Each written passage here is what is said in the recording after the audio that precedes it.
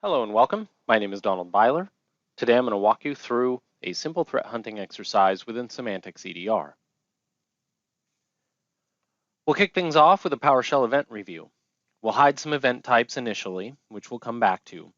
But to start with, I want to make sure we are working directly with the recorded PowerShell events without the rest of the Symantec technologies yelling at us that something is wrong.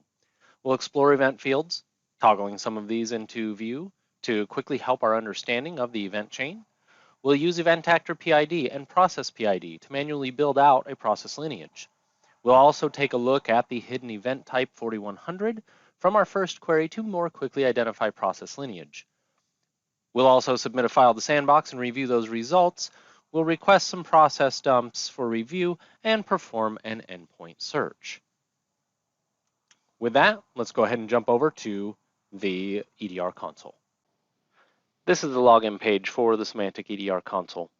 As we get logged in, it brings us to the event activity dashboard. I'm going to go ahead and skip right over to the search page. And when we get to the search page, you'll notice a couple of things. One, we're in the database search tab currently. This shows us all of the events that are being recorded and streamed up to the EDR platform and then stored in the local database. It also shows us a timeline with the event counts throughout the day for when these activities occurred. There is also an endpoint tab. This allows us to perform queries directly against our endpoints. This is also where the status for those searches would be found, as well as the status for any recording requests, such as the process dump or the full dump recordings. Going back to the database search, let's go ahead and look at some PowerShell activity. As you are working within your environment and you're finding queries that are valuable and repeatable for you, make sure you're saving them so that you can come in here and very quickly perform one of those queries. You'll notice my PowerShell query that I performed, I had saved as raw PowerShell events. This is showing me the event activity throughout the day for PowerShell.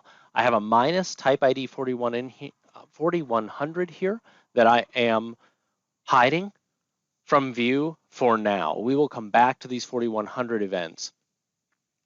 After the query was run, certainly this shows us the PowerShell activity that we're looking for. This also shows us, it changes the timeline and shows us the event count for when the PowerShell activity occurred. If I click on that, it narrows the scope of that time frame down to this window of time where these activities occurred. As I begin to work with these events, I'm going to toggle the time column. I would like to see these events from the oldest first and work my way down. We'll notice the command has launched PowerShell, that PowerShell made a network connection. It then created a file called Microsoft KB some numbers.exe in my Windows temp directory. It then launched that file, and then PowerShell's job was done and PowerShell terminates. I'd be curious to understand a little bit more about what's going on here. I'm not for certain yet that I don't like this activity. I just don't know yet. So what I want to do is find out what is PowerShell being asked to actually do. And if we expand these events, we can look at the different event fields.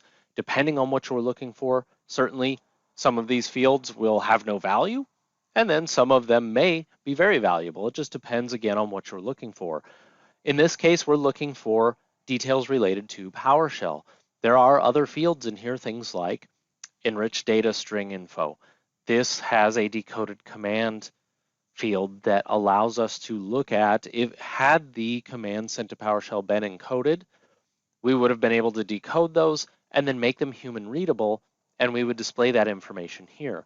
This is a very simple example. No encoding occurred. So you'll notice the command line here, event actor command line, as well as a process command line that we're going to toggle into view. Now I'm going to collapse this event. And now we're looking at the same event chain, but we have more context around what PowerShell was actually being asked to do. You will see that it's being asked to download a file from this domain, and file name of sample.exe, and it's writing this to the Windows temp directory under a new file name of Microsoft KB some numbers.exe. It then executes or launches the Microsoft KB number.exe. Well, we saw that occur in the activity. We saw it make the network connection. We saw it create that file in the Windows temp directory, and then we saw it launch that file. But now with the additional context, we see that it's pulling a file of some name we're not familiar with, changing that file name to masquerade as something related to Microsoft, and then launching it. Now I start to not like what I'm seeing here. So let's put more of the picture together. What launched command line? It didn't just appear out of nowhere. So if we expand on this event one more time, we can find the event actor process ID of the process that would have launched command. And somewhere in here, where is that? Event actor PID. So that process ID is 1092. We can come back up here, collapse that event, and I'm going to add that into the current query, and we're going to build on that lineage and find out what launched command. So I am going to say process.pid 1092. We'll run that query, and now we see Microsoft Word is launching command. So I don't like what PowerShell is being asked to do, and I definitely don't like that Microsoft Word is asking PowerShell to do that. That's generally not something I would expect, at least in my environment. Now, if we take a close look, we can get a hint of what actually launched Microsoft Word. You'll look at the command line and you see the document was being launched from inet cache content.outlook under a temporary folder there, and then a DL VBA shample docum. So you have the document name, but more interestingly, it comes out of a temporary folder under Outlook, which means this probably came through an email as an attachment and the end user launched it directly from Outlook. We can confirm that by continuing to build on the process lineage. We can find the event actor PID that launched Microsoft Word. I happen to have already saved that query, so we'll build that out here. The PID was 4188, and you'll notice, sure enough, Outlook launches Microsoft Word, Word launches command, which launches PowerShell and results in this file being executed in my environment on this endpoint.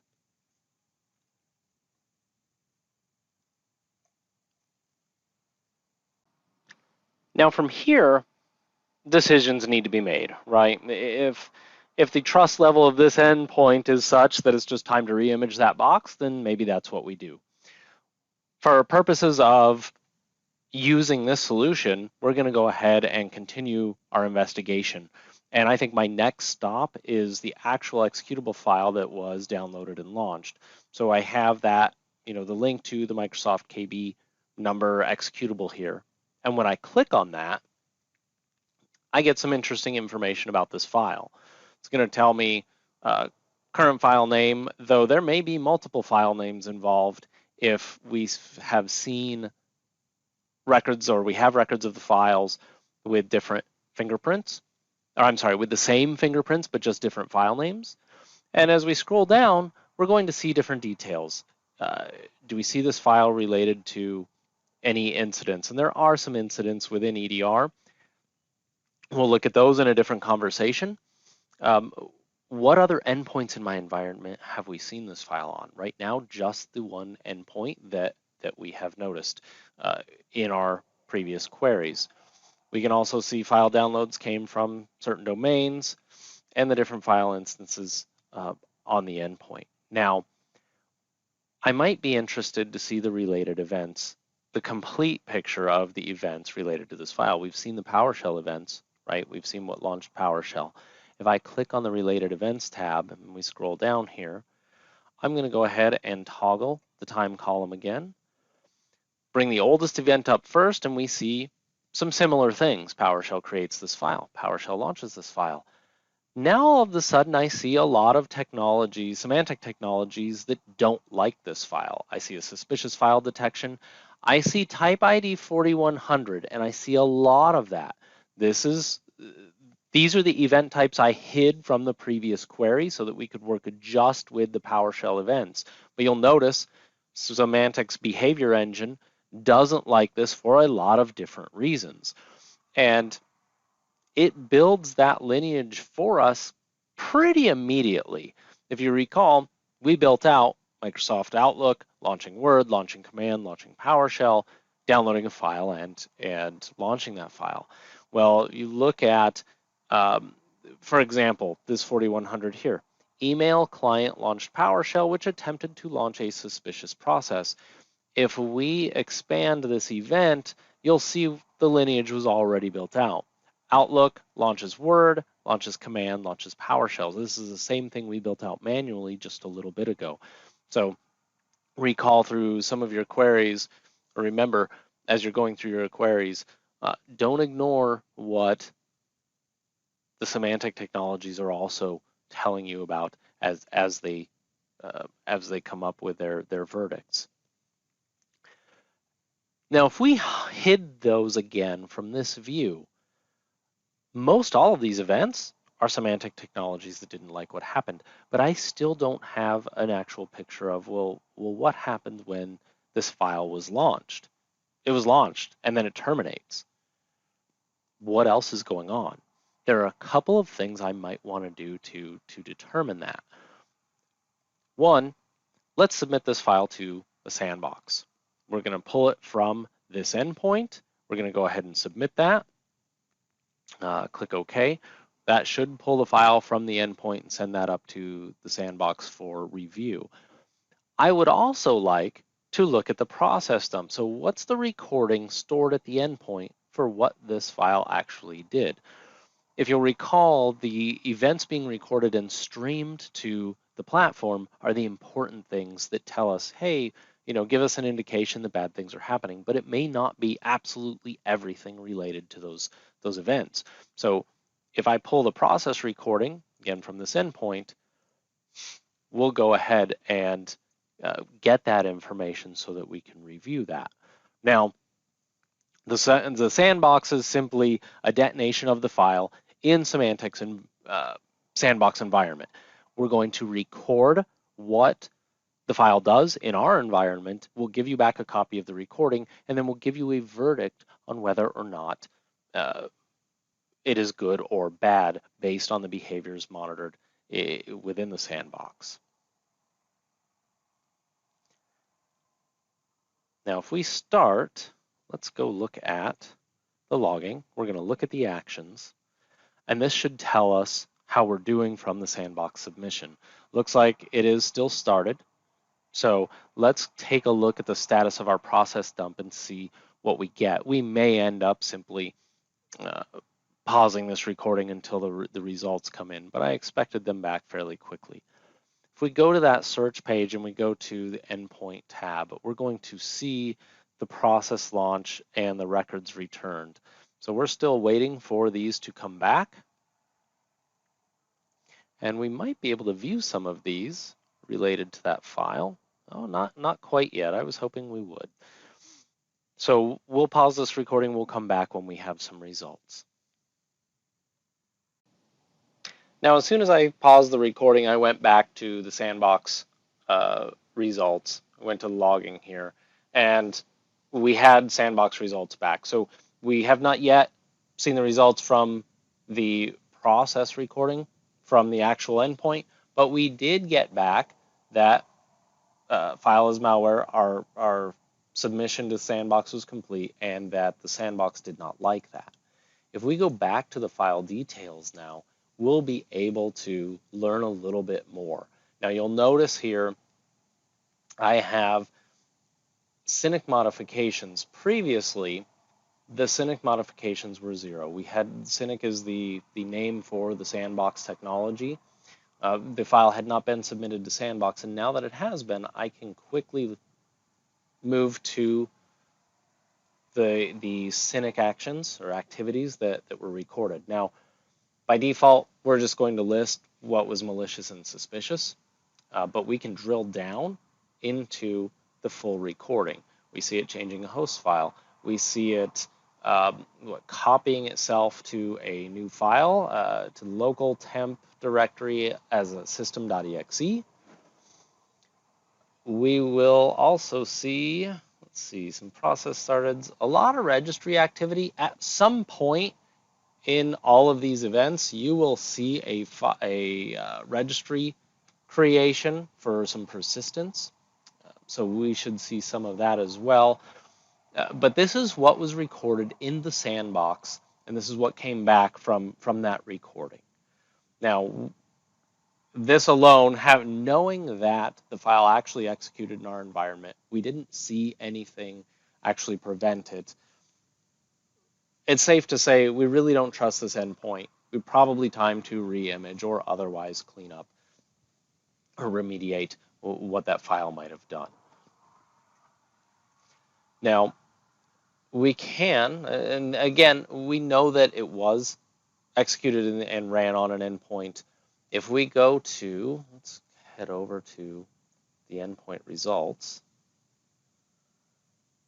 we still don't have anything returned, which, okay. Now, for the fun of it, let's look at and compare what we found in the recording to what was actually recorded at the endpoint. So if we head back to the search page and go to the endpoint tab, we should now have results, and we do.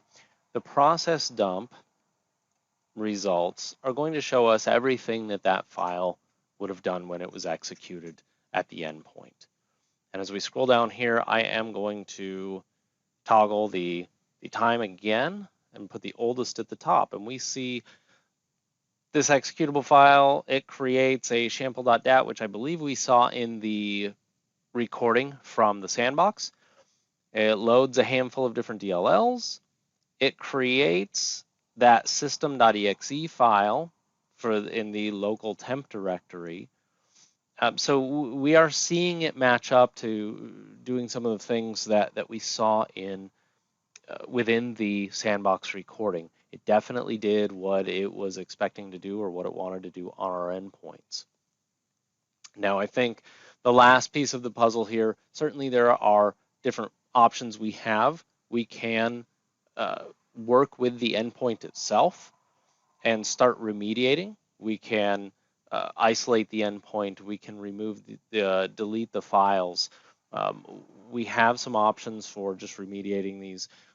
We also have the option of, hey, we no longer trust this endpoint. Let's go ahead and re-image. The last thing we want to look at is, what about the Word document that started this whole thing? And we see here there is a dlvba sample.docm. I'm going to copy this, and I'd like to understand, is it still on the endpoint or not? And if we search our endpoints, and we'll perform a quick sample doc on a specific endpoint. I can pick a group of endpoints, but in this case, I happen to know which endpoint it is. And we're going to look for a file.name.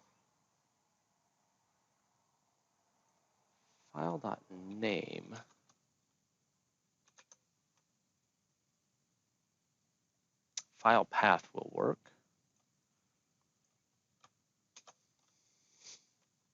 And we will do a star.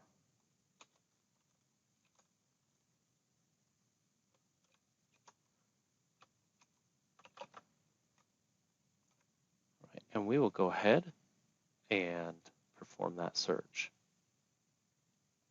Now, this search is reaching out directly to that endpoint, and we are searching this machine for that file name. The search results come back, the speed, I'm sorry, at which the search results come back. Now, the speed at which the search results come back is entirely dependent on how you perform the search. If we had a more accurate path for this file, it would have been very targeted, and the endpoint would have looked only in that location and then come back with the results. Since we said search everywhere for this file name, it's going to take a moment for those details to come back. We'll go ahead, we'll pause the recording here, and we'll come back as soon as we have results. All right, it looks like we have completed the search, and you'll see here we get completed search and completed recorder search. So if we open this up, we're going to see some different things. First of all, when you search an endpoint, we're actually searching two locations. We have a recording overview, which is searching the recorded data stored at the endpoint. And then we have an evidence of compromise overview, which is searching what's on disk and what's in the registry. Both of those completed with data. The endpoint activity recorder shows us some interesting things. Remember, early on in the conversation, I spoke about the fact that this file came out of an Outlook temporary directory.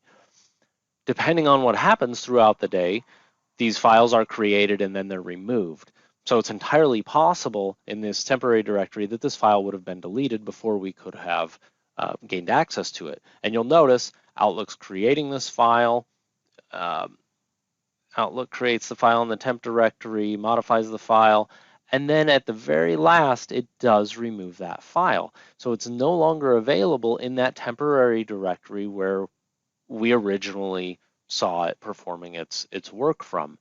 However, if we go to the evidence of compromise and look at what's on disk, you'll notice that the user appears to have saved this file on their desktop. I can now click on this file, and if I want access to it, I can go ahead and say, you know what, copy this to file store. Now, this is not an executable file, so it should, oh no, there we go.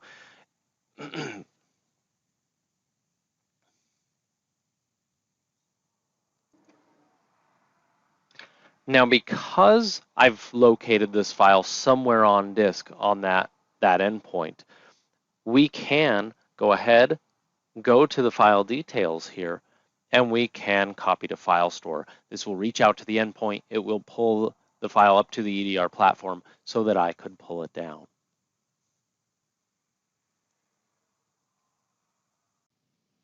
In review, we manually built out a process lineage using the event actor PID and process PID fields. We discovered that Outlook launched Word, launched Command, launched PowerShell, which created and executed a Microsoft KB executable file. We took a look at the event type 4100 for a quick review of a process lineage and to understand a little bit more about what Symantec's behavior technologies may tell us inside of EDR. We then explored the Microsoft KB number executable via a sandbox submission as well as a process recording from the endpoint. We saw that it did create another executable file in the local temp directory on that endpoint. We also performed an endpoint search for the Word document that started this whole process. We did find that it had been created in a temporary Outlook folder. It was also deleted, cleaned up by Outlook, probably when Outlook closed, or the email or the Word document had been closed. But that endpoint search also showed us that what appeared to be the end user having saved that file on their desktop. This allows us to use EDR to go pull that file and put our hands directly on that file. Thank you very, very much for watching. I look forward to our next EDR conversation.